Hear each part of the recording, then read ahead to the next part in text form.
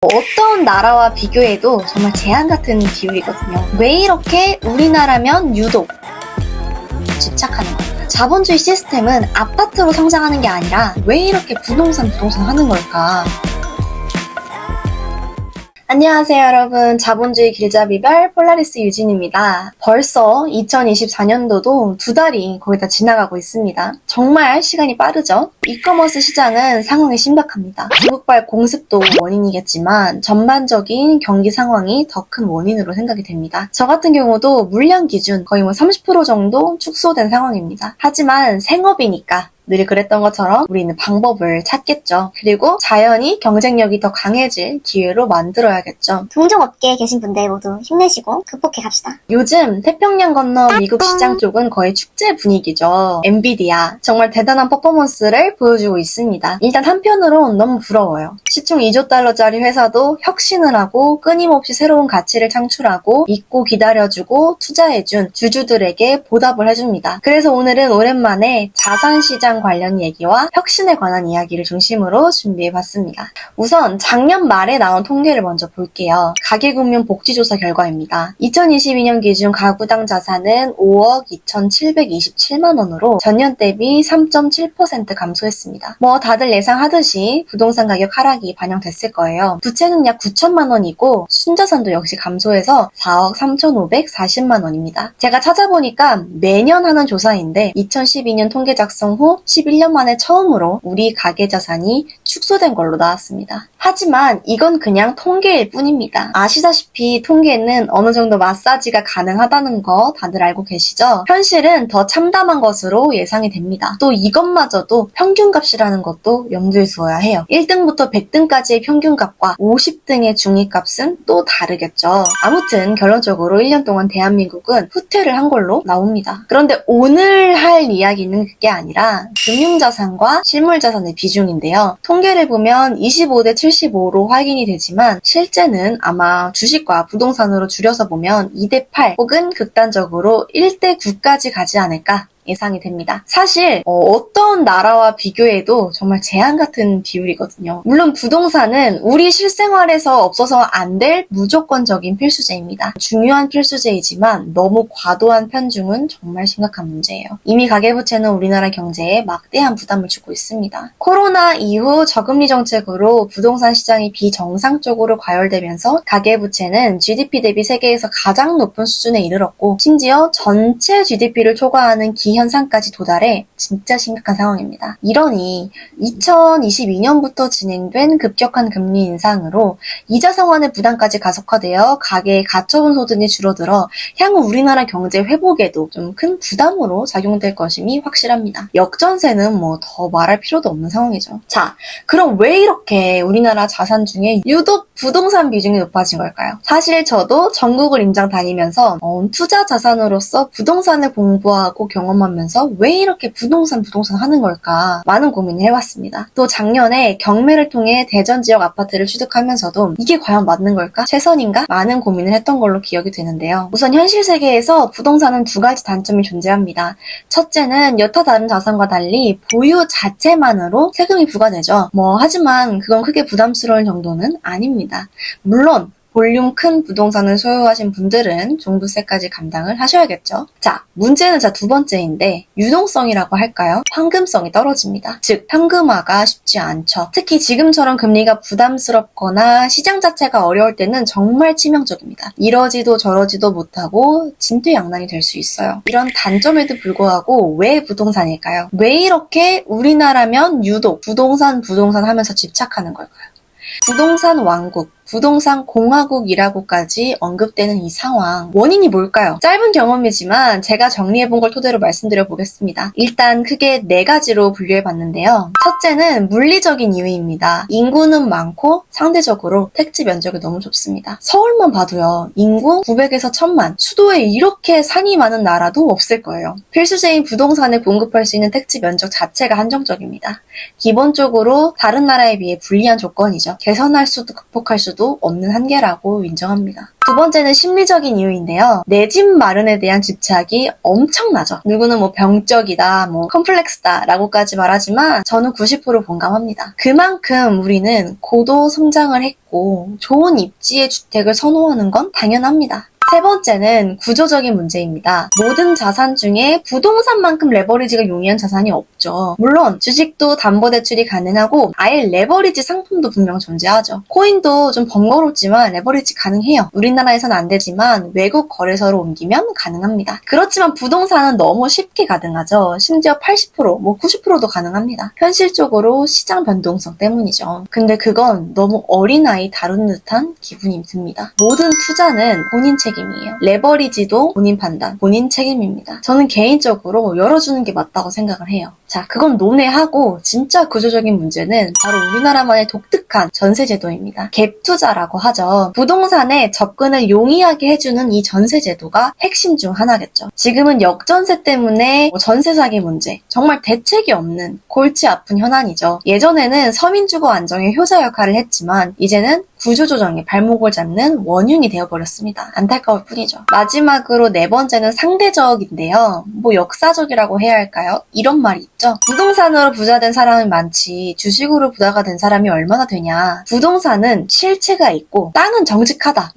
아니면 주식을 하면 거지가 된다. 심지어 코인은 더하죠. 뭐 다 뻔한 얘기들이지만 현실적으로 인정해야 하는 부분도 분명 있을 겁니다. 주식은 반토막도 나고 20, 30% 빠지는 건 일상이죠. 애플도 30% 하락한 적 몇 번 있습니다. 하물며 우리나라 주식은 뭐 말해야 뭐 할까요? 뭐 비트코인의 과거 변동성은 완전 드라마죠. 살아서 꿈틀거리고 요동을 칩니다. 그에 비해 과거 역사적으로 부동산은 상대적으로 변동성이 작았습니다. 주식은 반토막도 일상이고 상장 폐지도 되지만 부동산의 세계엔 그런 건 없었죠. IMF 때를 예외로 하면 대한민국 부동산은 꾸준한 우상향, 그야말로 불패 성공의 신화 그 자체였습니다. 그에 비해 자산으로서 우리 주식시장은 솔직히 어떤가요? 얼마 전에 어떤 유명하신 분이 이런 말을 했습니다. 우리나라 기업 총수들은 주식이 오르는 걸 좋아하지 않는다. 코리아 디스카운트죠. 기본적으로 남북이 대치 중이고 내수 시장이 작고 대외 의존도가 높은 바꾸기 힘든 구조적인 한계는 인정하지만 그보다 핵심은 불투명한 지배구조와 낮은 주주 환원이 주 원인이겠죠. 그런데 여러분들 이거 알고 계셨나요? 사실 소득이 있는 우리나라 사람들이 다 부동산 투자를 하는 건 아니지만 주식 투자는 간접적으로 이미 다 하고 있는 거 알고 계셨나요? 네, 바로 국민연금이죠. 우리의 미래를 책임져줄 국민연금이 이미 상당한 부분 투자를 하고 있잖아요. 우리가 매월 납부하는 국민연금이 우리 주식시장 큰손 중에 큰손이잖아요. 근데 이쯤 되면 심각해지죠. 조만간 이 문제에 대해서 내용도 정리해가지고 업로드할 예정입니다. 다 떠나서 중요한 건 이거죠. 자본주의 시스템은 아파트로 성장하는 게 아니라 가치를 창출하고 고용을 하고 투자를 하는 기업으로 성장한다는 거. 이 부분은 정말 인식 전환이 필요합니다. 우리나라의 주식시장도 코리아 디스카운트라는 오명을 좀 벗고 온 국민의 사랑을 받는 그런 시대가 빨리 오기를 기대해봅니다. 더 이상 박스피라는 오병에서 벗어나기를 기대해보고 있는데요. 자, 이제 한 번 더 들어가서 그 내면을 또 현실 이야기를 해보려고 합니다. 자본주의 시스템에서 투자는 필수가 아니라 그냥 운명 그 자체입니다. 부자가 되기 위해서가 아니라 생존 그 자체를 위해서도 그렇죠. 우리가 매일 지겹게 듣는 CPI, 인플레이션, 뭐 2%, 3% 때문에 울고 웃죠. 사실 이거 다 단순 통계에 불과합니다. 그냥 참고만 해야 하는 거 아시죠? 필요한 거 넣고 불편한 거 빼고 그냥 가중치 약간 손보면 매직 넘버로 얼마든지 마사지 가능하죠. 실제 현실은 7.5%입니다. 이것도 미국의 경우예요. 그럼 우리는 어떨까요? 말 안 해도 짐작이 되시죠? 즉, 법정화폐 대장인 달러가 매년 평균 7.5%씩 가치 하락을 두들겨 맞습니다. 달러가 이 정도라면 원화는 어떨까요? 녹아내린다는 말이 가장 적절한 표현이겠죠. 다시 말하면 우리가 인생을 조각내 팔아 맞바꾼 대가, 즉 우리의 소중한 피 같은 우리의 소득을 좋은 컨테이너, 좋은 용기, 그러니까 튼튼하고 견실한 저장수단에 담아둬야 지킬 수 있겠죠. 이른바 가치 저장수단을 선택하는 행위, 이게 바로 투자입니다. 예를 들어 여러분 김포공항에 가시면 무빙워크 보신 적 있으시죠? 뭐 지하철이 될 수도 있고요. 타면 자동으로 가는 이동수단 다 경험이 있으실 거예요. 그런데 이 무빙워크가 뒤로 간다고 생각을 해보세요. 자본주의 경기장에 들어오시면 누구나 선택 없이 이 역방향 무빙워크에 탑승하게 되는 겁니다. 평범하게 앞을 향해 4로 이동을 해도 역방향으로 7.5 간다고 생각을 해보세요. 그냥 서 있는 게 아니라 계속 뒤로 이동하게 됩니다. 좀 더 빠른 걸음으로 7.5로 가야 제자리인 상황이죠. 최소 10, 20으로 내가 움직여야 역방향 7.5의 저항을 이기고 앞으로 나가게 됩니다. 최소한 SPY, QQQ를 이용해서 12, 15로 가야죠. 앞에서 말한 엔비디아를 이용해서 2, 30 앞으로 가야 합니다. 이게 투자의 세계이고 피한다고 피할 수가 없는 운명이죠. 저 또한 예외가 될 수 없겠죠. 그래서 제 나름의 룰과 판단 근거, 베이스를 만들고 지키도록 노력할 예정입니다. 각자의 상황이 다르고 성향도 차이가 있기 때문에 재미로만 참고 부탁드릴게요. 룰 넘버 1. 유동성, 황금성을 고려하여 신중하게 결정한다. 아무리 좋은 자산도 유동성이 떨어지고 황금성이 떨어지면 한 번 더 고민하고 신중하게 판단합니다. 룰 넘버 2. 감당 가능한 레버리지만 운영하고 절대 욕심부리지 않는다. 그리고 항상 플랜 B, 플랜 C를 준비해서 만약의 사태에 대비한다. 입니다. 이 두 가지 룰을 지키도록 다짐하지만 정작 중요한 건 판단의 근거, 선택의 기준입니다. 첫 번째는 금리를 포함한 정부의 정책입니다. 사실 이게 핵심이고 포인트죠. 두 번째는 그 대상에 대한 지식, 즉 공부입니다. 내가 알아야 합니다. 남의 추천은 참고사항이고요. 시간을 투자해서 알아야 하고 그 원리나 내면 그리고 이면까지 봐야 합니다. 그래야 믿음을 가지고 멘탈을 지키면서 변동성을 견디게 해주죠. 그리고 마지막 세 번째는 시대의 변화, 특히 혁신을 보는 지혜가 필요합니다. 과장된 성공파리에 현혹되면 안 되고 과거의 성공 방정식만 고려하면 위험하고 과거의 통계는 참고만 할 뿐 냉정하게 시대의 변화를 바라봐야 합니다. 비상식적인 욕망, 분별 없는 투자는 그 자체가 지옥입니다. 재테크, 즉 투자죠. 투자는 공격의 영역이 아니고 수비의 영역이라는 점 잊지 말아야 합니다. 자, 그런데요 여러분, 현실은 지금 거의 아수라장입니다. 특히 부동산 쪽이 그런데요. 커뮤니티에서 만난 분들 사연을 들어보면 정말 사태가 심각합니다. 단톡방에 올라오는 글들을 보면 진짜 답답한데요. 개별 사례야 정말 제 각각이겠죠. 근데 종합해보면 패턴이 유사합니다. 작은 시드, 맥스의 레버리지, 과거의 부동산 성공 방정식, 과도한 욕심, 환상, 본인에게 유리한 것만 변수로 넣고 분리할 수 있는 거 다 제외시키고 도대체 누가 이 사람들을 이렇게 만들었지? 라는 생각이 들더라고요. 그래서 제가 기회가 있을 때마다 여쭤봤습니다. 예전에 그 금리가 정상이 아니지 않냐? 특수 위기 상황의 금리가 계속 진행될 수 없는 거 아니냐? 인플레이션에 대한 압박은 고려해봤냐? 미국이 금리를 올릴 거라는 걸 몰랐냐? 돌아온 대부분의 답변은 이거였습니다. 이렇게까지 금리가 무서운지 몰랐다. 그런 거 솔직히 고려해본 적이 없다. 미국은 깡패다. 왜 우리까지 영향을 받는 거냐? 설마 정부가 미치지 않고서야 우리를 다 죽이겠냐? 결국 선거 때문에 다 살려줄 거다. 규제 다 풀 거다. 존버하면 된다. 이게 실제 상황입니다. 찐이에요. 상상 이상으로 실제 부동산 투자자들이 경제금융에 대한 이해도가 부족한 걸 많이 느꼈어요. 세계적인 흐름이나 구조, 특히 달러에 대한 이해가 전혀 없는 것 같아요. 다는 아니지만 대부분 금융 문맹이었습니다. 무기도 없이 실전에 들어온 거죠. 그리고 존버가 답이라니.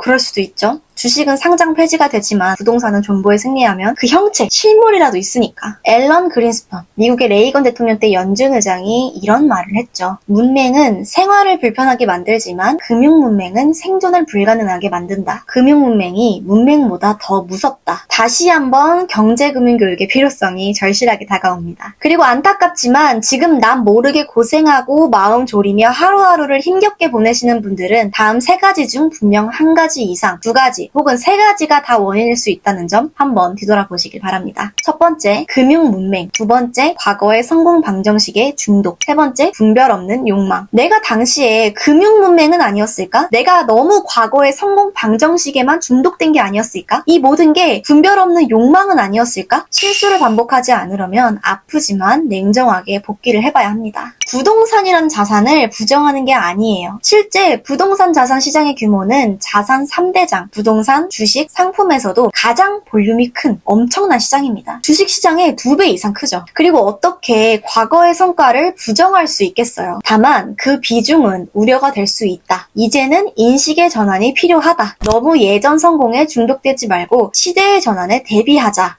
입니다. 그리고 현실적으로 과거의 초저금리 시대는 이제 불가능해요. 또 인구 구조의 변화, 교육 문제, 저출산 문제, 그리고 앞으로의 기술 혁신의 시대, 이 모두를 한번 종합적으로 돌아보는 계기였으면 합니다. 그리고 유명 인플루언서 분들, 강의하시는 분들께 감히 부탁드립니다. 다 어느 정도 이루신 분들이잖아요. 그럼 욕망을 자극해서 장점만 확대하지 말아주세요. 존버만 외치지 말아주세요. 야, 너도 부자가 될 수 있어가 아니라 황금성에 대해서, 레버리지에 대해서, 세계 금융 흐름에 대해서, 만약의 사태에 대해서, 특히 금리에 대해서도 꼭 자세한 설명 부탁드립니다. 더욱이 유료라면 꼭 그렇게 해주시길 바랍니다. 무조건 버텨라. 금리나 시장을 내가 어떻게 예측하냐. 물론 맞는 말씀이고 충분히 이해가 됩니다. 그리고 투자의 최종 책임은 무조건 그 당사자 본인에게 있지만 금리 인상으로 인한 이자 부담과 역전세로 고생하시는 분들 사연과 원망도 조금 더 귀 기울여 주시길 바랍니다. 자,